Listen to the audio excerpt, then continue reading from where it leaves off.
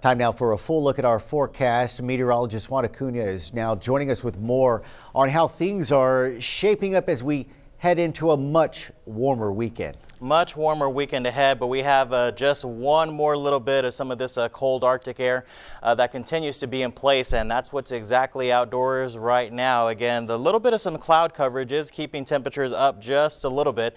By this time I was expecting some mid to upper 20s, but it just takes a little bit of cloud cover to keep us just a little bit insulated, and so we're holding on to 31, and that is below freezing, but still we're going to have to be watching that pretty closely with the northerly wind coming in at 13 miles per hour. As I mentioned at the top of the show, the entire coastal bend continues to be under this freeze warning until 11 a.m. And as we take a look at the wind chill warning, that includes everyone with the exception of Duval County and into the southern counties, and that goes until 9 o'clock in the morning. Again, 31 here over in Mathis and Orange Grove as well, freezing out at the Ingleside and Port Aransas area. Beeville, you are included, but some upper 20s over in Heveronville and off into Falfurrias as well. Less wind over there, but still pretty windy right near the coastline there, with those feels like temperatures in the teens over in Rockport, 21 out at Port Aransas and down towards Flower Bluff as well. If you're going to be making your way outdoors, and who doesn't want to enjoy the sunshine, the pollen counts are a bit moderate out there. Grass, tree, and the mold pollen are all onto the moderate counts for today. So as we look at the hour-by-hour forecast, again, expected to drop into the upper 20s for the next couple of hours here. So by 10 o'clock, 36 degrees and lots of sunshine expected for this afternoon as we're going to the upper 40s to lower 50s. And notice that the winds begin to relax as we go throughout the afternoon.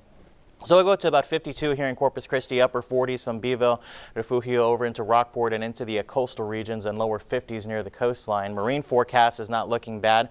This will be improving. The slightly to occasionally choppy bays, seas 4 to 6 feet. The UV index is going to be pretty high at 7. And sunny, chilly with those light winds across the area. Bob Hall Pier high tide at 12:17 this afternoon, 12:31 over at the Port Aransas Jetty, and at 3:18 over at Nueces Bay, and later on this evening at 9:02. Down to the south. So as we take a look at the satellite radar composite, high pressure continues to sink on into the region, and that's going to be moving off towards the east just a little bit. So that's going to give us a return flow, and we'll finally look at some warmer temperatures across the region. But what actually caused all the cold air? Well, live we have our Chris 6 meteorologist Tom Harris, who is going to be telling us a little bit about where all this cold air is coming from. Good morning, Tom. Good morning, Juan. It's another very cold start to our day here in South Texas. We have temperatures at or below freezing, and it's all thanks in part to a weather phenomenon called a polar vortex.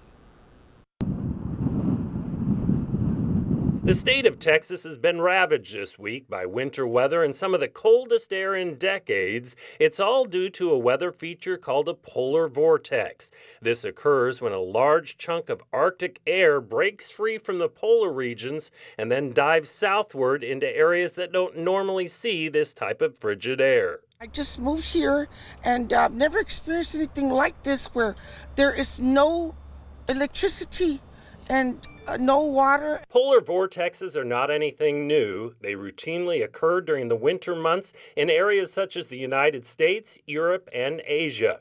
What does make this polar vortex a little different is the duration and strength of it. Some may point to climate change, while others argue just the opposite. However, the reality is most scientists say there just isn't enough research on polar vortexes to know for sure. Now, a polar vortex is much like a giant iceberg that breaks free and then travels south. However, in this case, it's a giant chunk of some very cold air that has been in place pretty much all week long. In downtown, I'm Tom Harris reporting for Chris 6 News. All right, thank you very much, Tom. And that bout of cold air is down south due to this upper level disturbance that came all the way down into Texas. That's finally going to be kicking off towards the northeast, so we're going to be certainly looking for those warmer temperatures. And as we take a look at the 7-day forecast, 52 degrees, 32 and 62 on Saturday, 52 and 72 on Sunday. A breezy weekend, but certainly enjoy it. A weak front comes in late Sunday on into Monday, only a passing shower, but still 46 and 66 on Monday, and holding on to the 70s Tuesday, Wednesday, and on into Thursday. Paulo. All right, some good news for all of us, Juan. Thank you for that.